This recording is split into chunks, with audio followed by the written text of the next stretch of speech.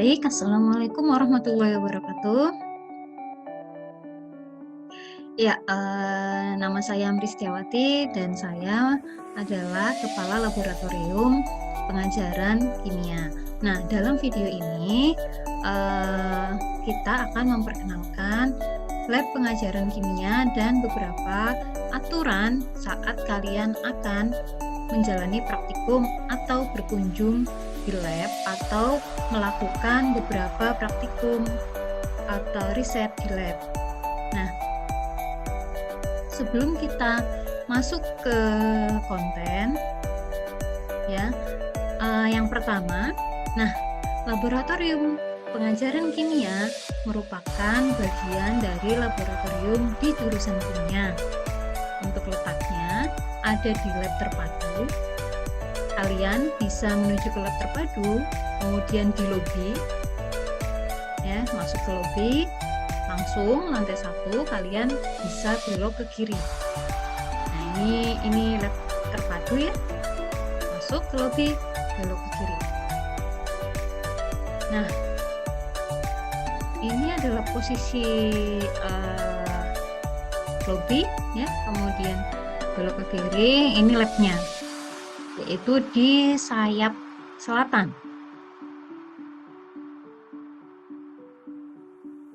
Nah, kemudian nanti di depan kalian akan disambut dengan berbagai loker. Kalian bisa menaruh barang-barang kalian di sana. Nah, kemudian ini bagian dalamnya, ya. Untuk selanjutnya, kita perkenalan dulu dengan beberapa laporan yang akan menyambut kalian di laboratorium pengajaran kimia. Baik, yang pertama yang akan standby di laboratorium pengajaran kimia adalah saya sendiri sebagai kepala laboratorium, Amri Setiawati. Kemudian nanti ada Bapak Cecep Syakbana Rahmatillah. Kemudian laboran kedua ada Mbak Nur Isnaini AMD. Dan yang ketiga ada Bapak Dwi Mahmudi BA. Nah, selanjutnya di video ini silakan kalian melihat bagaimana prosedur jika kalian ingin masuk ke laboratorium pengajaran kimia. Selamat menikmati. Baik, setiap mahasiswa yang akan memasuki lab nanti akan menyimpan barang-barang seperti tas dan lainnya di loker ini.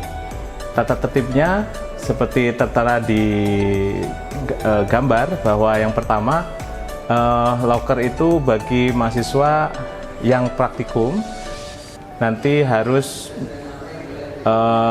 menyimpan tas dan barang-barangnya di loker ini, dan satu mahasiswa berhak untuk memakai satu loker.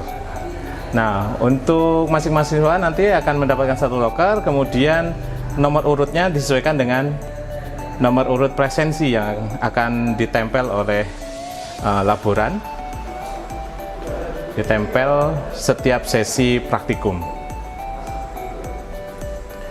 Kemudian ini contohnya, misalkan di loker nomor 1, nomor presensi 1, nanti tinggal dibuka saja seperti ini dan dimasukkan tasnya. Kemudian setelah itu dikunci dan kuncinya dibawa oleh mahasiswa seperti itu. Nanti setelah praktikum maka mahasiswa akan mengambil tas dan barang-barangnya diambil, kemudian setelah diambil ditutup kembali dan di loker dalam keadaan bersih dan terkunci. Seperti itu.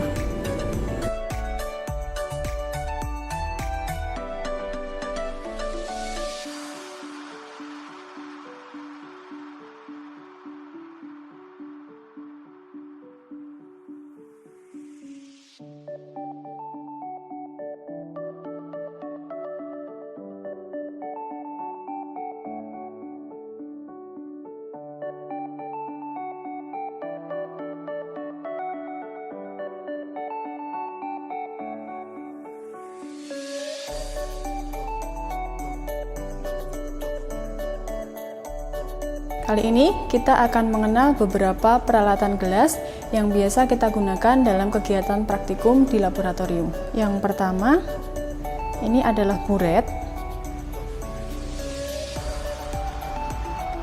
klem,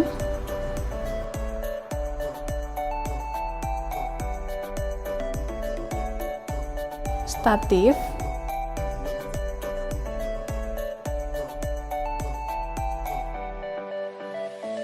kaca arloji, spatula, pengaduk kaca, termometer, propipet, gelas ukur, labu ukur, tabung reaksi, rak tabung reaksi, kasa, kaki 3, corong pisah, pemanas spiritus, penjepit kayu, korek api, pipet volume, pipet ukur, pipet tetes, Erlenmeyer,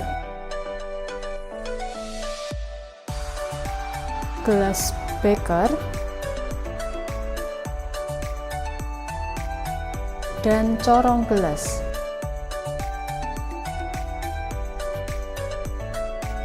Ketika kita akan menggunakan bahan di laboratorium, ada beberapa hal yang perlu kita perhatikan. Di antaranya adalah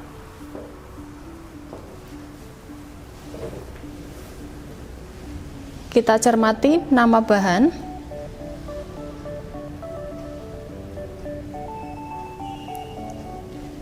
kemudian tanggal kadaluarsa,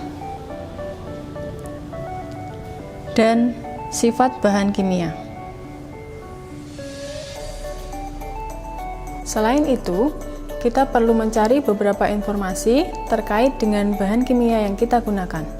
Informasi tersebut dapat kita peroleh pada dokumen MSDS atau Material Safety Datasheet.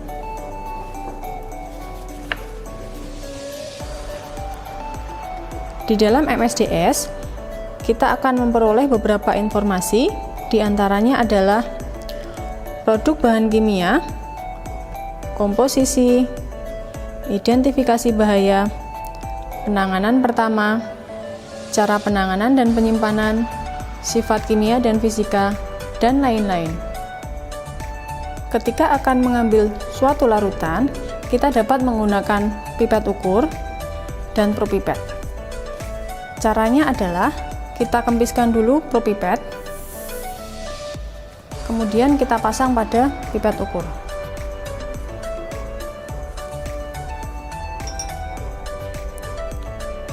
Dalam hal ini, hal yang tidak boleh kita lakukan adalah mengambil larutan dengan menggunakan pipet ukur dengan cara menyedotnya dengan mulut. Ketika kita akan mengocok larutan dengan menggunakan corong pisah, hal yang harus kita lakukan adalah yang pertama, salah satu tangan kita memegang pada tutup corong pisah, kemudian tangan yang lain memegang pada keran corong pisah.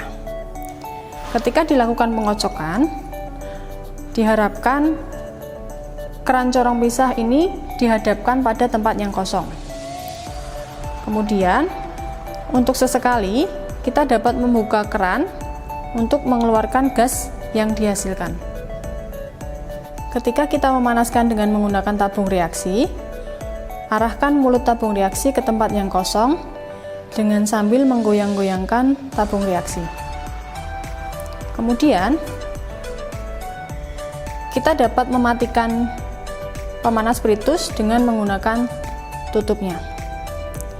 Hal yang tidak boleh dilakukan adalah mematikan pemanas spiritus dengan cara ditiup.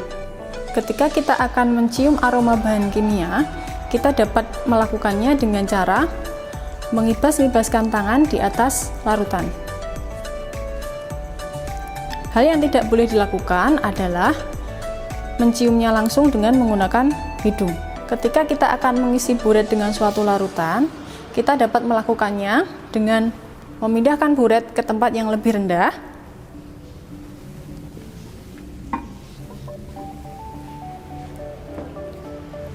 Kemudian kita tuang larutan dengan menggunakan corong gelas. Hal yang tidak boleh kita lakukan adalah mengisi buret dengan posisi di atas mata. Jangan lupa mengisi keran buret sampai ujung keran buret. Wastafel adalah tempat untuk mencuci alat beras. Dilarang membuang limbah di wastafel ini. Limbah yang kalian hasilkan pada saat praktikum dapat dibuang di tempat penampungan limbah sementara sesuai dengan kriterianya: limbah anorganik, limbah organik, limbah padat. Jika ada yang terbakar, kalian dapat mematikannya dengan apar. Di laboratorium ini, apar diletakkan di sisi barat, sisi timur, dan depan lab. Cara menggunakan apar: pertama, tarik pinnya,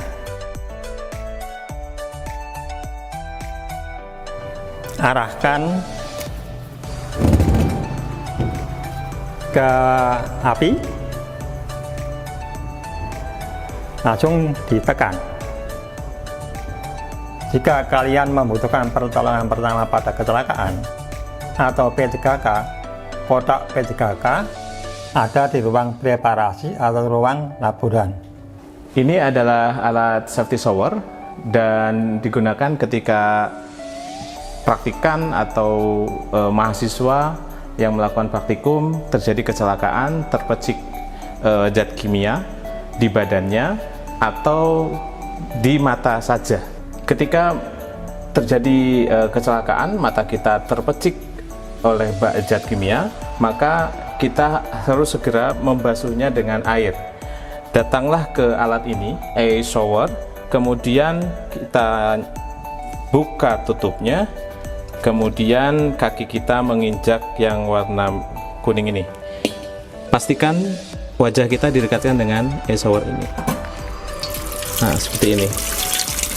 Oke, basuh sampai terasa ringan rasa sakitnya. Kemudian kalau sudah, dimatikan saja. Seperti itu. Berikutnya ini adalah lemari asam atau foamy hood. Ini digunakan untuk pengambilan zat cair ya, atau zat kimia yang sifatnya volatil dan korosif, digunakan ketika kita berinteraksi dengan zat kimia yang cair dan korosif tadi. Pengambilannya, operasionalnya adalah kita nyalakan dulu seperti ini, menyalakan lemari asam, kemudian jangan lupa menghidupkan lampu. Lampunya sudah hidup, baru nanti dibuka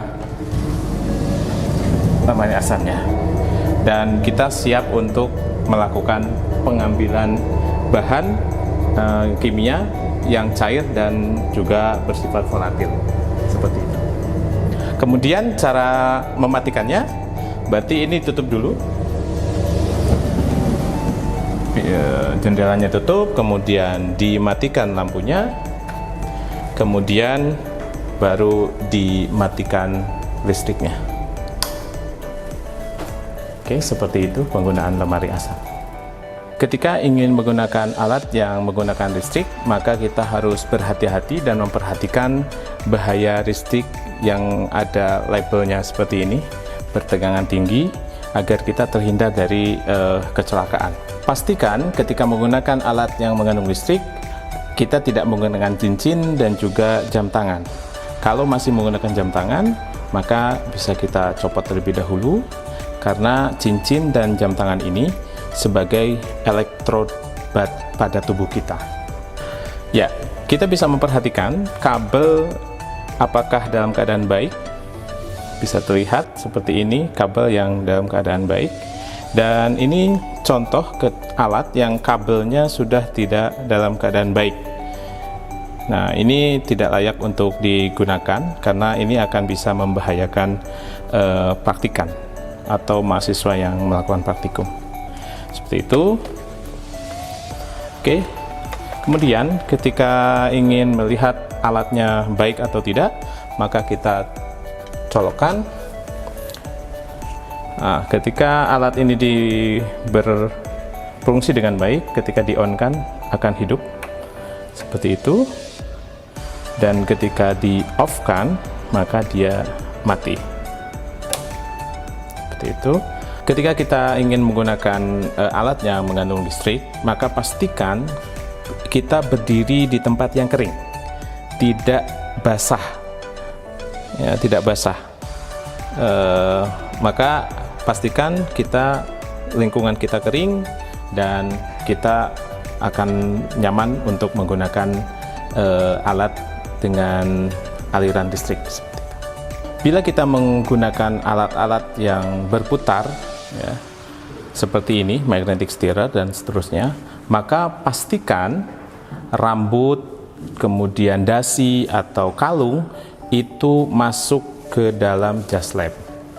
Ya, terutama untuk perempuan, dimasukkan ke dalam jas lab, maka baru nanti alatnya dihidupkan.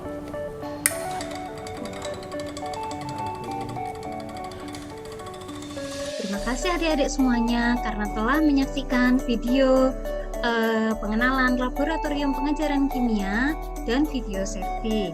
Jangan lupa tetap utamakan keselamatan ketika bekerja. Dan kami tunggu di lab pengajaran kimia. Terima kasih.